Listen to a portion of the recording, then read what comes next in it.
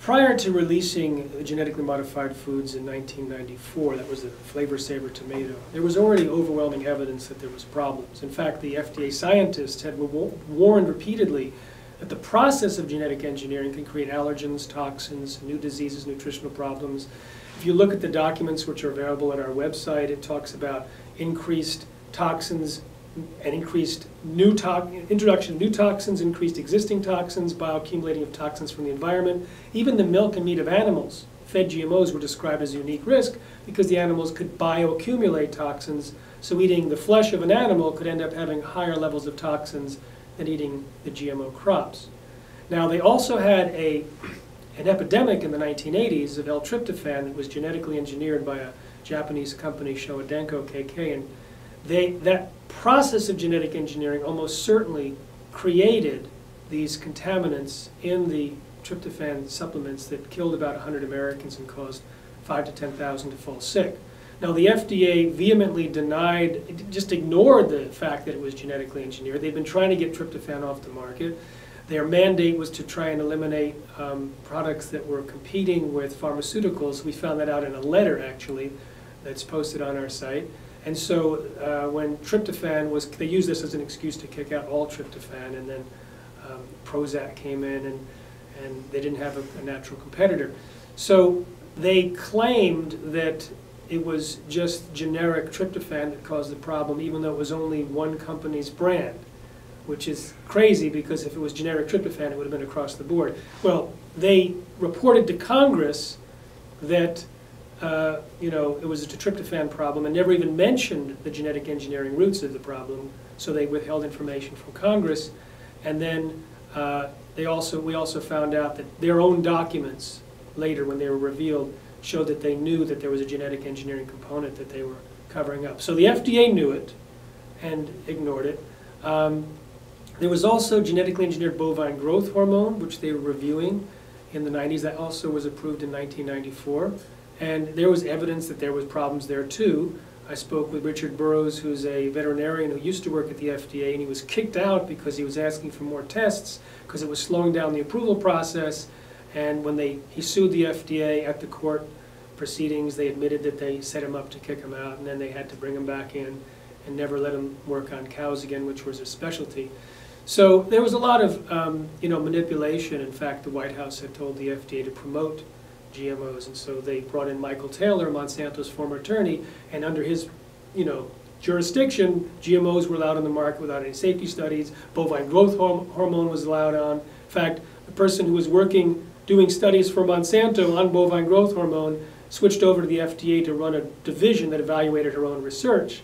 And also another PhD who'd been doing contract work for Monsanto on bovine growth hormone became in charge of the review process of bovine growth hormone. So within the regulatory agencies, there was certainly awareness that GMOs were dangerous. In fact, 3 scientists working at working at Monsanto, according to another scientist who used to work at Monsanto, they reviewed the milk from animals fed or injected with bovine growth hormone.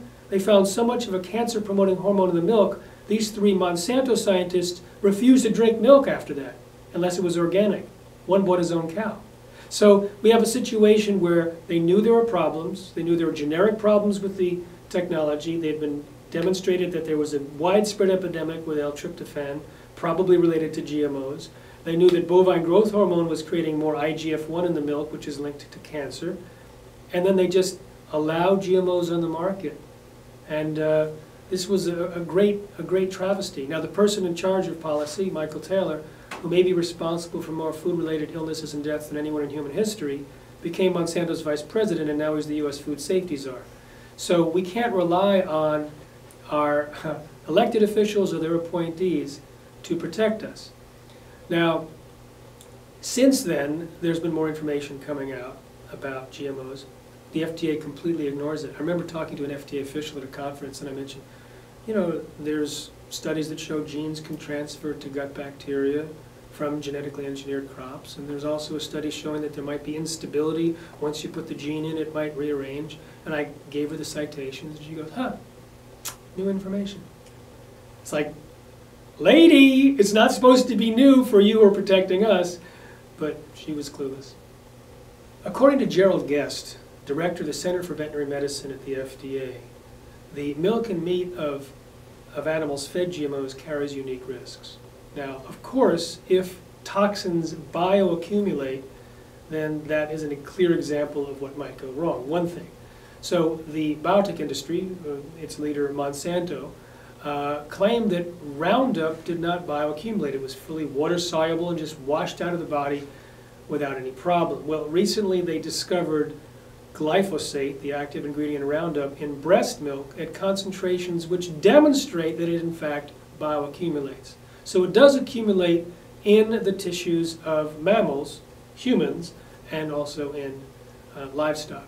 So that means we may be getting big doses of glyphosate. In fact, if you check the urine of European city dwellers who are not exposed to the spray, many of them have glyphosate in their urine. Where they get it from? Could be from the milk and meat of animals that were fed genetically modified feed, because it's sprayed with Roundup. Now, you also end up with sick animals. Now, Roundup chelates. It binds with minerals, making them unavailable to plants.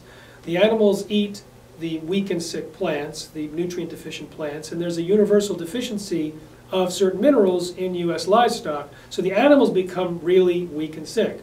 So we're eating weak and sick plants, weak and sick animals, and that can't be helpful for us. And we get doses of Roundup, which further chelates or binds with minerals, making them unavailable, so we become weak and sick as a result.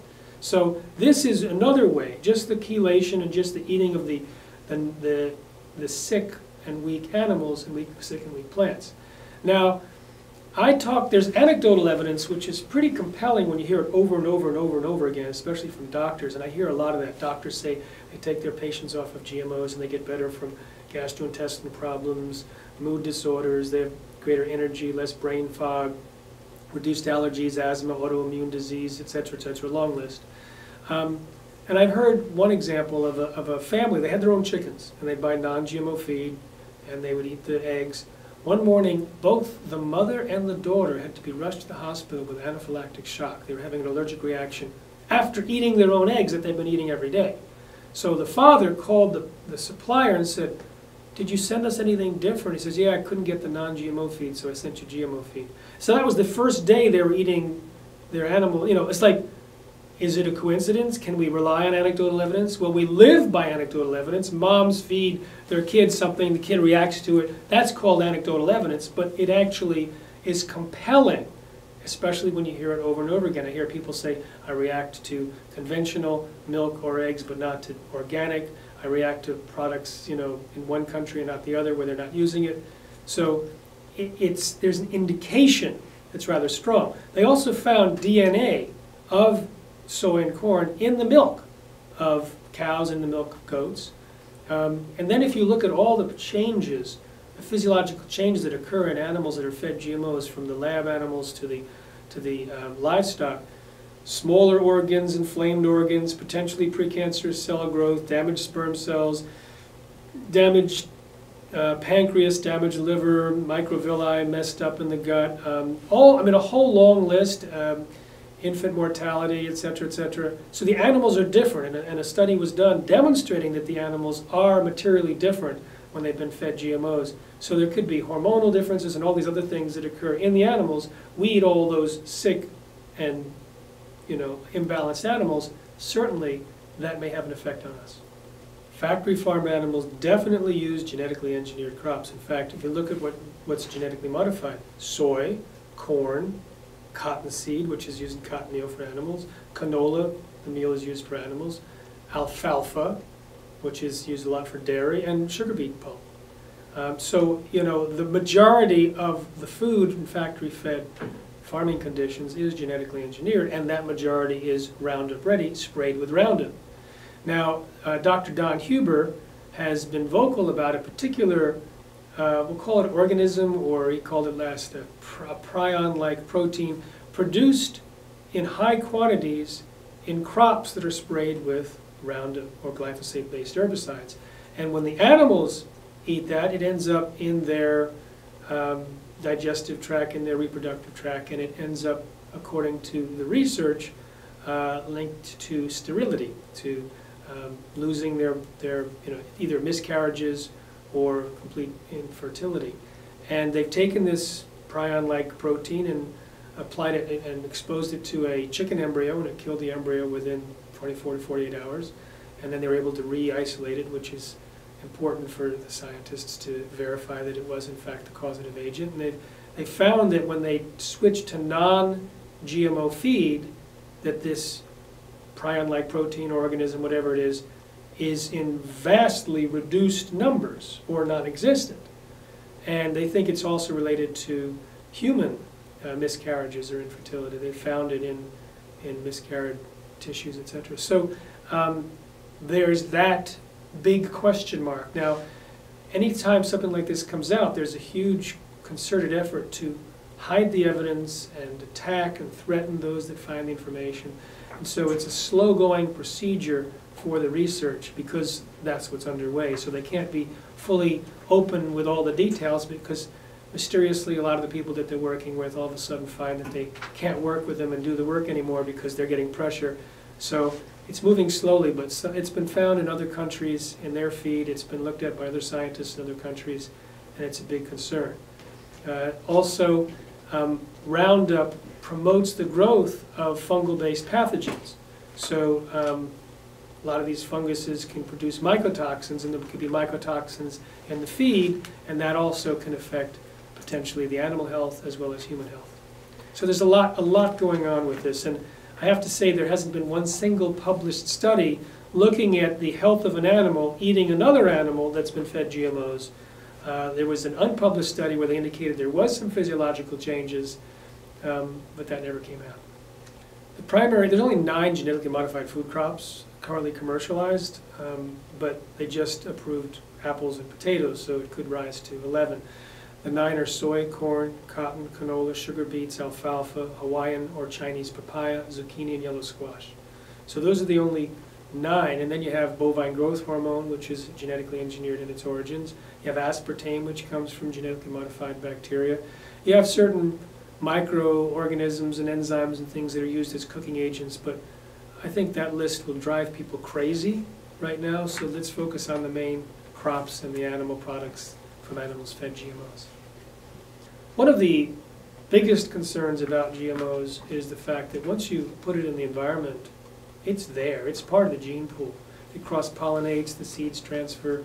And it's not just cross-pollination, it's accidental mixing, it's human error, it's out there. And so it'll mix with organic, it'll mix with non-GMO. You can find organic products that have small levels of contamination. And then you think about the long-term nature of the gene pool.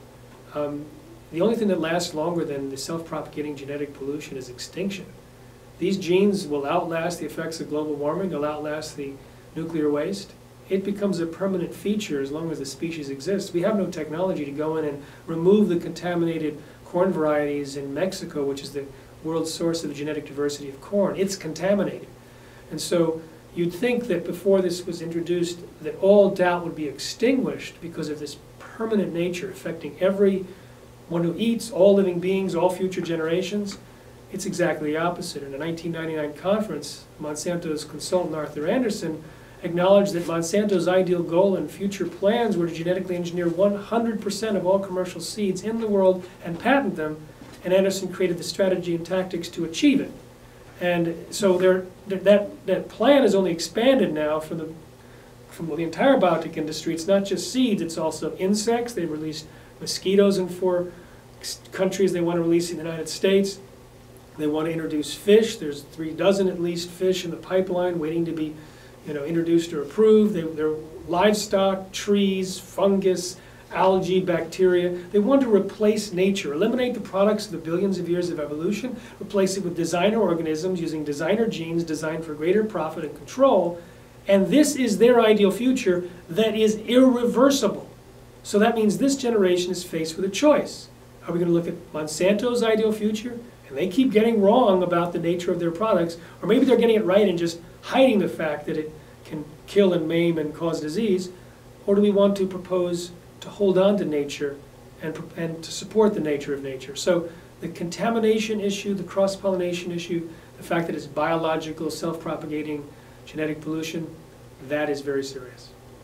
The American Academy of Environmental Medicine looked at the animal feeding studies on GMOs in 2009 and said gastrointestinal problems, immune problems, reproductive problems, organ damage, accelerated aging, problems with cholesterol and insulin regulation. And they said based on the animals, which are stand-in for humans, no human should be eating this, so all the doctors should prescribe non-GMO diets. Thousands of doctors are in fact prescribing non-GMO diets. Now when I go to a lecture, I'll say, okay, I'd like to ask the doctors, let's say, what percentage of you are prescribing non-GMO diets? Oh yeah? Okay, so what is the effect that you're getting? What kind of symptoms or diseases or disorders are clearing up? And in a lot of doctors' conference, I'll ask the same kind of thing to the audience. How many of you have switched to non-GMO food and noticed the change? And it's consistent whether it's a doctor's audience or the direct consumers. We hear the number one symptom that cleared up is gastrointestinal of all types. The number two is improved energy and reduced brain fog. Then there's a bunch that are all around the same amount, which is immune system problems of all types, allergies, asthma, autoimmune disease, skin conditions of all types, headaches, including migraines, weight problems, people can lose weight just by switching to non-GMO and doing nothing else, and mental conditions, and also pain, just joint pain, fibromyalgia. Mental conditions like depression, anxiety, and especially among children, out of control, ADHD, autistic symptoms, things like that. Then you have a huge list of things that people raise their hand about that's not as popular, and they're not as popular diseases or disorders. Someone, fatty liver, kidney failure, et cetera, et cetera. So when you look at these type of disorders and diseases and you track them, and see, have they gone up since GMOs were introduced? Yes. Are they going up in parallel with the introduction and expansion of GMOs? Yes. Same with Roundup. Now, that's correlation. It doesn't prove anything. But if you look at the characteristics of the two main toxins found in GMOs, the Roundup herbicide, the Bt toxin, which produces its own insecticide inside the corn, which breaks open the stomach of insects to kill them, and now has been found to break open little holes in human cells. If you look at those two toxins, plus the process of genetic engineering itself, and all the collateral damage that can happen, that can create, that can explain why such a wide variety of diseases and disorders are likely to be influenced. Not just could be, but are likely.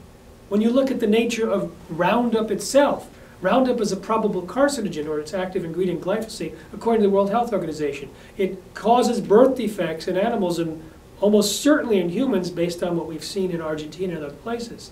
It damages the mitochondria, which has a long list of diseases related to that. It creates gut bacteria dysbiosis or imbalance by killing beneficial gut bacteria, but not the negative stuff. That's linked to many diseases.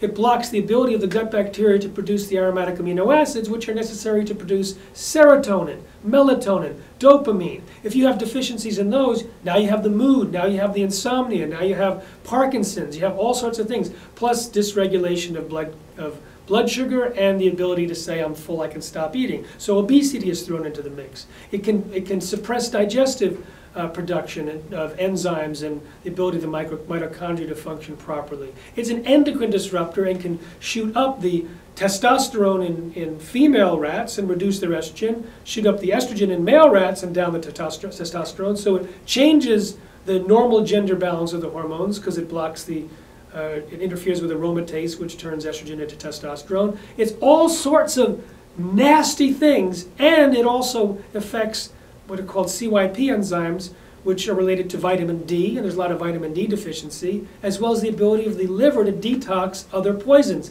And so all the other poisons we're exposed to may become amplified in the presence of glyphosate or Roundup. So now you ask me, is it possible that GMOs or Roundup could be related to all of these diseases on the rise, from senile dementia, Alzheimer's, Parkinson's, anemia, schizophrenia, autism, diabetes, all sorts of cancers, etc.? Yes, it absolutely can, and probably does. Because we have this interesting parallel. Same problems in afflicting lab animals, getting better in humans and livestock and pets that are taken off of GMOs, on the rise in the US population in parallel with GMO consumption. And if you look at the biochemistry and physiological changes of the components of those diseases, they would predict it. So I think it's a pretty clear, powerful, and compelling argument And even if we don't have the smoking gun of a randomized double-blind trial with humans, which we may never get, it's enough for a reasonable person, even thousands of physicians, to say absolutely not. Moreover, if you get rid of GMOs and you switch, ideally, 100% organic, because then you get rid of the Roundup, which is being sprayed on many non-GMO products just before harvest, so it's in our food.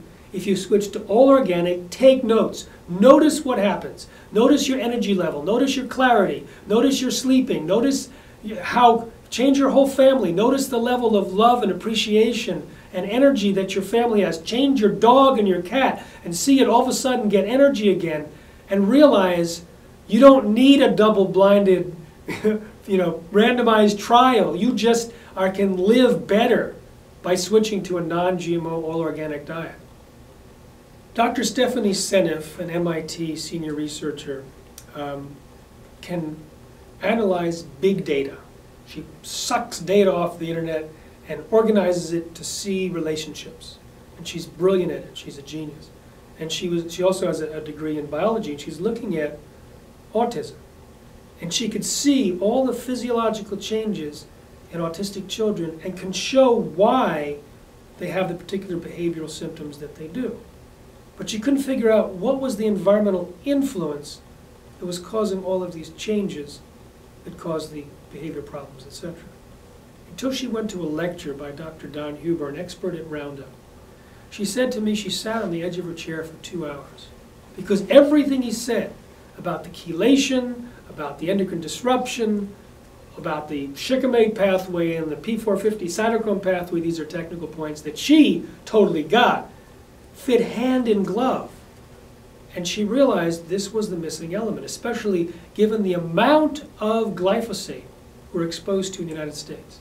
Huge, huge amounts. It's found in 60 to 100% of the air samples and rain samples in the Midwest. It's found in drinking water, it's in our blood, it's in our urine, it's in the unborn fetus's blood, it's in our food supply.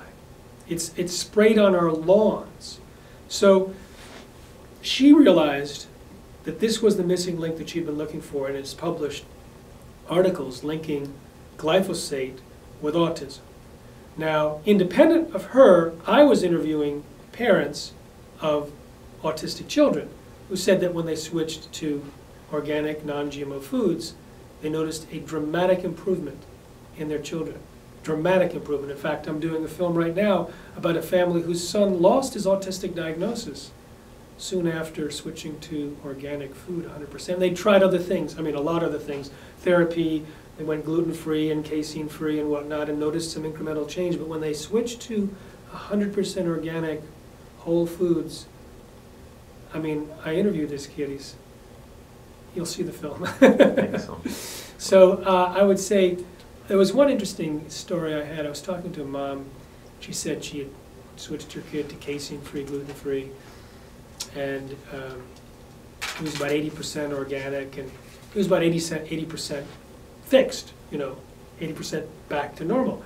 And she would tell her friends, my kid's 80% back. Oh, really? What do you do? Well, no gluten, no casein, but 80% organic. She said it a few times and realized, wait a minute, 80% better, 80% organic. Oh my God. Switch to 100% organic, close the gap. She said he's virtually perfect, So again, I don't have studies on autistic children, but I interview pediatricians on camera who say, yeah, autism is curable. Absolutely, they see it, they do it, and that food is a major component, and GMOs are probably a major engine in the dysfunction and the removal of GMOs and the toxic chemicals on food by switching to organic is a major contributor to their success. It's hard to say which is the component that causes more harm in a GMO crop, Roundup or the process of genetic engineering. If you look at the charts comparing diseases with increased, some of them have been done just with Roundup, some of them have been done with just GMOs, and some with both. Roundup is used in more of those charts because there's a biochemical basis for that potential causality. So I can't tell you which is more dangerous. I can tell you that in Professor Seralini's study in France, they took a group of rats and fed them a little bit of Roundup, far less than what was allowed in the drinking water in Europe or the United States. And then they fed them natural corn. They fed another group Roundup-ready corn, but had never been sprayed with Roundup. Another group that had Roundup-ready corn that had been sprayed with Roundup, which is normally what happens.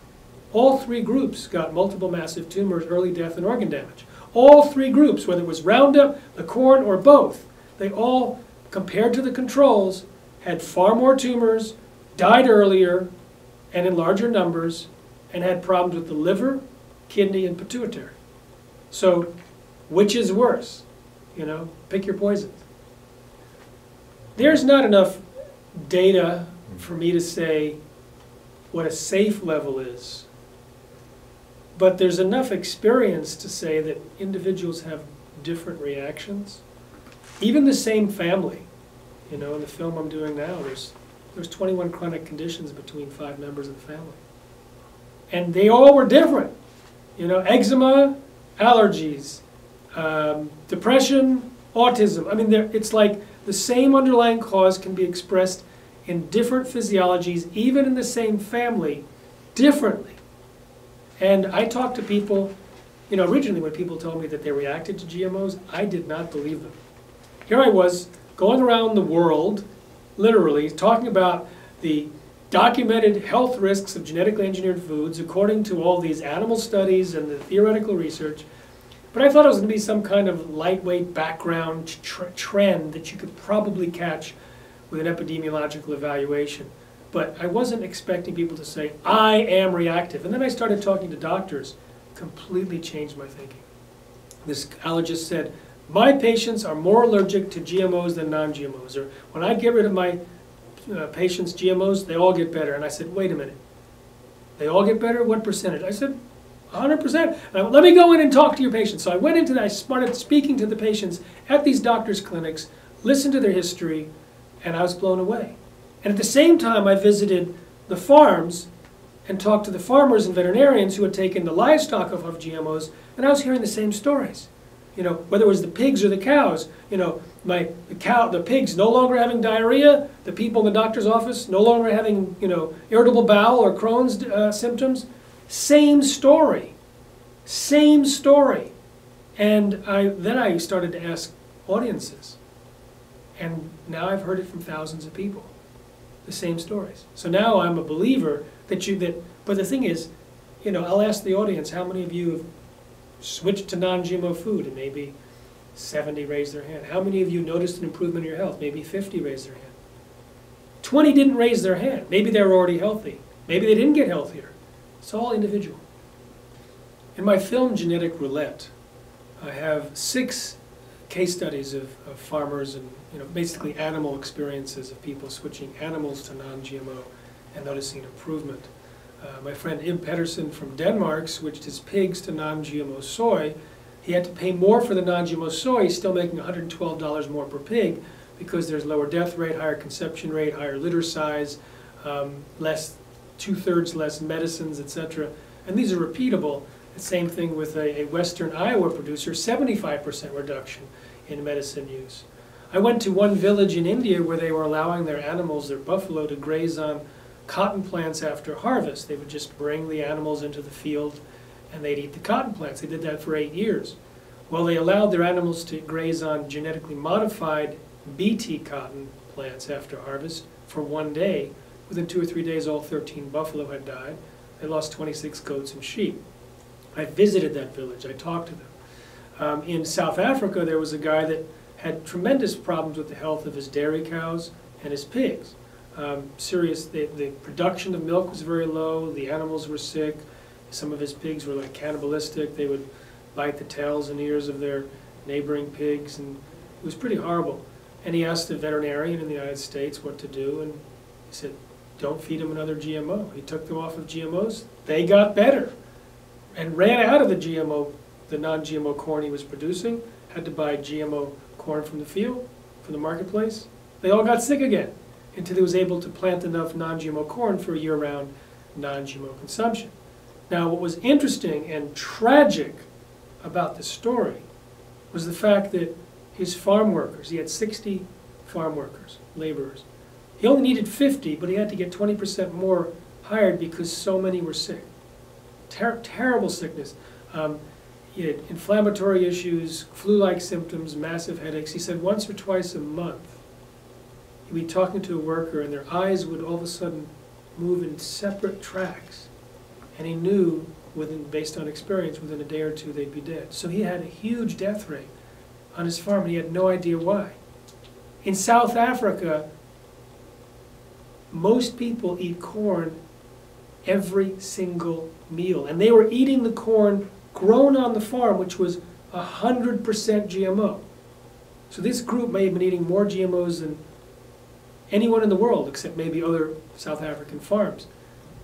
And they were dying and having tremendous sickness until he grew the non-GMO corn for his animals, and the farm workers got better until he ran out and had to buy the GM corn from the marketplace, and they got sick until he had 100% non-GMO corn. So in the same change, with and without GMOs, the animals and the workers were either sick on GMO corn or healthy on non-GMO corn. So this tragic story is really like the canary in the coal mine. The people that we, bless them, they were the ones that were exposed far greater than us and showed us what we need to see.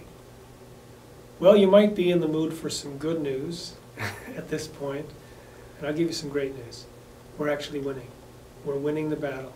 And it's not a battle that I'm personally waging at the level of policy, because I've seen the Obama administration march lockstep with Monsanto. They're worse on GMOs than the Bush administration. I've seen how the power of Monsanto has been there to co-opt state governments and whatnot. But that's not where the battle is being fought. In Europe, there was a high-profile food safety scandal about GMOs that erupted on February 16th, 1999, when the gag order on Dr. Arpad Pusztai was lifted. I talk about this in my book, Seeds of Deception. In fact, I opened the book with this story, how Arpad's wife answered the door and there was all these reporters standing in front of her, and they were trying to come into the house. She said, "But we can't talk, we would be sued. It's okay now, they released your husband, he can speak." And sure enough, his gag order was lifted on February 16th. After 7 months, he was unable to speak during those 7 months. He was basically, the subject of a disinformation campaign to destroy his reputation, to protect GMOs, because he had smoking gun information. And 700 articles, more than that, were written in the UK within a month of that lifting of the gag order. Within 10 weeks, the tipping point of consumer rejection was achieved. On a particular day, April 27th, 1999, Unilever, Britain's largest food maker, said, "No more GMOs in Europe." Next day, Nestle's, "No more GMOs." Then Marks & Spencer, and this thing, and this thing. The rest of them, no more GMOs, because of consumer education. Tipping point. That's what we're seeing happening in the United States. A tipping point has occurred against GMOs in the natural products industry, and now it's underway in the conventional food industry. Cheerios main brand, non-GMO. Grape Nuts, another cereal, non-GMO. Hershey's becoming non-GMO. Target home brands. These are mainstream items. Ben & Jerry's, I can't believe it's not butter. Smart Balance. These are not organic products. These are in Walmart. Okay? So we have a master plan to eliminate GMOs within 5 years. We're raising money for that. So if anyone out there wants to give us money, we know where to spend it. We know exactly what to say, how to say it, who to say it to drive the Walmart shopper, the mom, the pet owner, the sick person, the healthcare practitioner, the religious person, the particular demographic groups that we know are receptive to this message, to drive them to the non-GMO labeled product. And once we show that swing in market share, without any confusion, this is why Grape Nuts is going up, this is why Hershey's is going up. When that becomes absolutely clear, then we have a tipping point in the United States, just like we had in Europe. So we expect that to happen within 3 years, and animal feed within 5 years. So I can name the companies that are not switching, like Kraft, like Nestle's, but they might be quietly switching. They may be secretly looking at non-GMO products and non-GMO product lines. I've heard some rumors about some major companies that are switching. Can't say the names yet. So I think every single mainstream supplier is already looking at this. It's been a major discussion. There was discussion, it was in a major article in Fortune this week, the war on big food. They're not only aware that it's the GMO issue, but it's also the artificial ingredients, et cetera, et cetera. But GMO is leading the pack. Hain Celestial, which is a $2 billion company from the natural products industry, just came out with an article saying they're being wooed to fill up the shelves of mainstream supermarkets that are looking for, yes, organic, yes, natural, but primarily non-GMO attributes. Because 40% of Americans say they're avoiding or reducing GMOs. And even if that's not that number that's actually doing it, it's popular. It's up from 15% in 2007. 75% of Americans as of 2013 were concerned about GMOs, according to the New York Times poll. And most of that was because of the health danger. 61% of Americans were concerned about their personal health eating GMOs, especially moms about their kids. So we now have the evidence circulating in enough minds in the United States so that any aware and awake company is paying attention and starting the process of cleaning out GMOs. Although there's only 9 genetically modified food crops, the derivatives are found in maybe 9 out of 10 packaged foods, because you have soy lecithin, soy protein, corn syrup, sugar from sugar beets, and then the oils, soy, corn, cottonseed, or canola. So if it's in the middle of a supermarket and it's in a package, it probably contains some derivative of GMOs. If you put all the corn together that people eat in the United States, it's like 160 pounds a year. So people eat a lot of genetically modified corn in aggregate.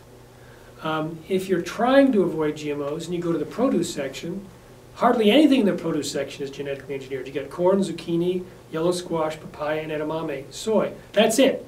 Nothing else in the produce section yet. There's apples and potatoes on the horizon, and hopefully they'll never get marketed. But it sort of depends on how you eat. If you buy packaged foods and you go to fast food restaurants, you're eating it every meal. If you cook from scratch, depending on the cooking oil, you might be doing very well. Europe mercifully has labeling. So if anyone intentionally uses GMOs, it's labeled. If someone accidentally has contamination of about 0.9% for any ingredients, it's supposed to be labeled. The enforcement's not great in Europe, but the commitment by the food companies has been great, so that I don't think there's a lot of companies intentionally putting GMOs on the market, and the contamination is usually fairly low. Unfortunately, the big loophole in Europe is animal feed. You don't get products that are like milk and meat and eggs. They're not labeled as from animals fed GMOs. That's a huge loophole, and that's something that consumers there demand but are not getting. And because of that, the amount of animal feed that's genetically engineered is more than 50% for European meat products. In the United States, the FDA has been told for decades by the White House, promote GMOs. So they're actually mandated to promote GMOs. It's actually part of the PowerPoint, the official PowerPoint, at least a few years ago by the Deputy Commissioner of the FDA. So they ignore the desire of 9 out of 10 Americans who want labeling to promote the economic interests of 6 GMO companies by avoiding labeling. Because they know most Americans say they would avoid GMOs if labeled, and that would be bad for business. So they're ignoring the human rights, the rights of parents to feed their kids what they want to feed in order to promote the bottom line of Monsanto. There's a fiercely pitched battle raging around the world, and a lot of countries have schizophrenic personalities about it, where one group is in favor, one group is against, and the group that's in favor is largely controlled or manipulated by the biotech industry in a big way.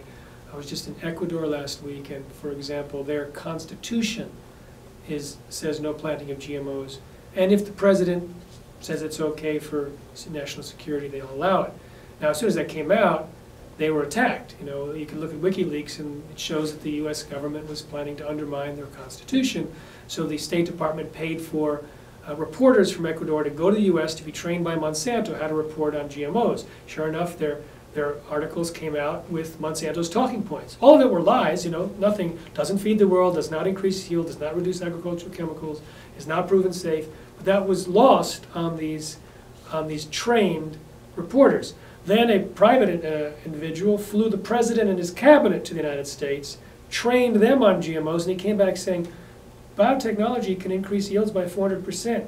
So in India, for example, you have certain state governments that have kicked Monsanto out or don't want to plant GMOs, and you have the federal government moving forward with field trials. You have the Supreme Court, which asked scientists, PM Bhargava, to go on the approval committee and take a look and see if it was accurate. He said it's a complete sham. They don't look at anything that's relevant. They should be immediate moratorium on GMOs because they're not being evaluated. The Supreme Court gets that information, sits on it, doesn't do anything for years, and allows the current government to go ahead with field trials. China, you have a general, a retired general, puts out an article saying, have you seen the increased disease rate in China correlated with the increased import of genetically modified soy used for soybean oil?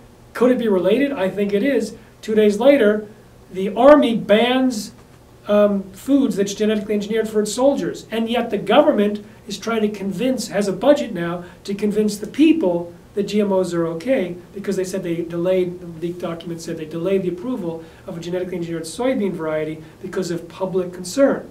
So it's like everywhere you have these two factions. I was in Vietnam. You know, part of the government was very concerned and brought me there. Part of the government was basically marching lockstep with Monsanto. The same company that brought them Agent Orange is now giving them Roundup-ready crops, and Roundup is also linked to birth defects. So it's like the getting people to act against their best interest is the incredible success story of the biotech industry. I was in Australia. Now, Australia's canola had traditionally sold at a discount below Canada. Canada introduced genetically modified canola. Europe shut its markets. Canada's canola started selling below Australia. So Australia's was selling at a premium. Then some state ministers of agriculture had the bright idea of lifting the moratorium, convinced that it would, quote, help the farmers. Brainless. And sure enough, the GM canola that was starting to grow sold at a discount below the non-GM. The two major sellers of canola in Australia refused to touch it. There's mounds of canola that have been sitting on the ground for years. It's a disaster there. Japan shut its doors. This is what we predicted. I was actually on tour in Australia, and those agriculture ministers that let me in the door, they heard it. They kept the moratorium. You know, they were ready to listen. Those that had decided that they were going to lift the moratorium, they never wanted to meet with me. 3 weeks after I left, they lifted the moratorium without ever hearing the truth, without ever hearing the accurate prediction that GMOs would not protect and save and help the industry, but would work against it. One of the ways that the biotech industry and transnational corporations in general try and overcome state and national laws is through trade agreements and treaties. The World Trade Organization is an example. George Bush, the second one, sued Europe, claiming that its delayed approvals of GMOs was a trade barrier, and the WTO agreed, forcing the hand of the European Commission to speed up their approval or denial process of GMOs. So now they're using, or they plan to use TTIP. See, TTIP has, as part of its structure, it's not just a trade deal, it actually is designed to meddle in domestic law. So it gives investors and companies the ability to sue countries if their laws cost them money. Now, previous trade deals have allowed, for example, a successful challenge against the United States companies that were saying dolphin-free tuna. The nets that were used to gather the tuna fish were not killing the dolphins. They wanted consumers to know that, and that became illegal because of the trade dispute. So now they can't tell U.S. consumers, and so the killing of dolphins has increased as a result. More recently, the country of origin label has been declared illegal in the United States, and so the Secretary of Agriculture has informed the Congress that it's illegal and need to repeal it.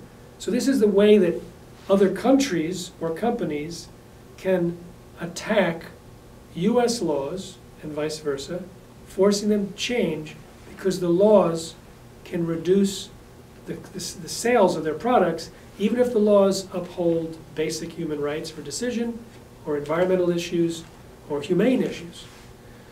So these investor-state trade disputes they're organized like tribunals of 3 lawyers from the corporations. They go on a rotating level. So the corporations, their lawyers, decide who wins in closed proceedings. So imagine that we pass the TTIP and a company from Europe says, you have a non-GMO label on your product. Well, my product contains GMOs and I'm suffering because I'm not selling as much. And there's no scientific basis for you to put non-GMO that's meaningful or relevant to this discussion. So it could challenge even voluntary, let alone required mandatory labeling of products that say GMO.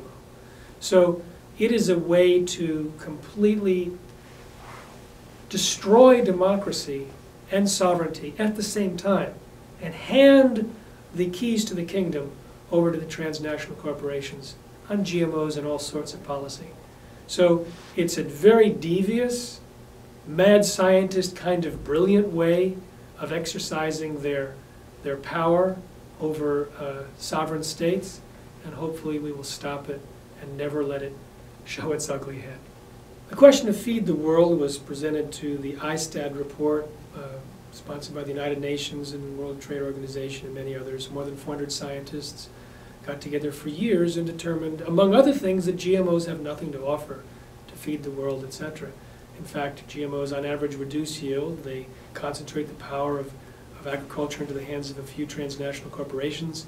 Their specific technologies works against a biodiverse agriculture. In fact, the ISTAD report promoted agroecology, using the nature of nature and biodiversity and local conditions to support the farmer, the field, the environment, etc. And under proper conditions, agroecology can increase yields by 100%, sometimes 200%. Compare that to GMOs, which on average reduces yield. So the concept that GMOs are needed to feed the world is really a public relations talking point. It was produced by Monsanto's team when Europe said that they were rejecting GMOs. They said, we're going to feed the world. And at the same time, just when that came out, there was a meeting of representatives from developing countries that was going on, and they wrote a response saying, don't use us to try and sell your products. So the developing countries don't agree, the experts don't agree, but they've spent a fortune trying to convince people. In fact, back in the late 90s, a group of GMO companies committed $50 million a year for 5 years in their promotion program, primarily to tell people that it was needed to feed the world, so that we should just bite our tongues and go for it. When you hear about the GMO issue, people react in different ways. They get angry, sad, fearful, and I welcome anyone's reaction, but I also make a recommendation. Take the energy in those emotions and convert it. Use your inner alchemy to convert it so that instead of feeling like a victim, you feel like a victor. So that you choose what you to call food, as opposed to an FSO, a food-shaped object. You choose what you're going to put in your mouth and not have it determined for you by the biotech industry or their enforcement wing at the Washington, the FDA, so that you can take your food back. And by doing so, realize that it is a sovereign act with powerful repercussions. Because collectively, by making these choices, we are actually dictating to the market where the food companies are going to make their money. And that's actually how we're going to win.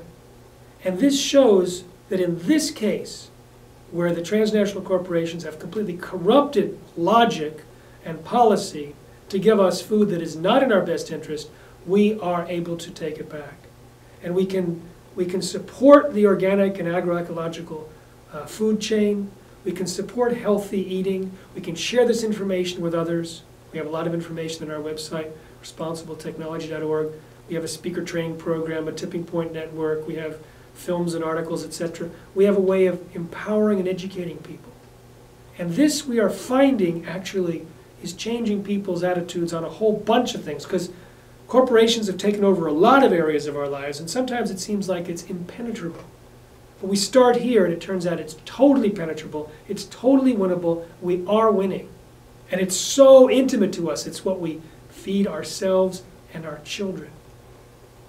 So this is a way not only to take back our power, but to change our attitude in terms of the kind of universal oppression which is coming out through energy policy and health policy and agriculture policy and all these different policies that are often dictated by the companies themselves and not by common sense. So this is an opportunity for a revolution, starting in our kitchen, starting on our plate, that can spread in our minds, to the environment, to the world. I have two main recommendations: eating and speaking. Eat healthy.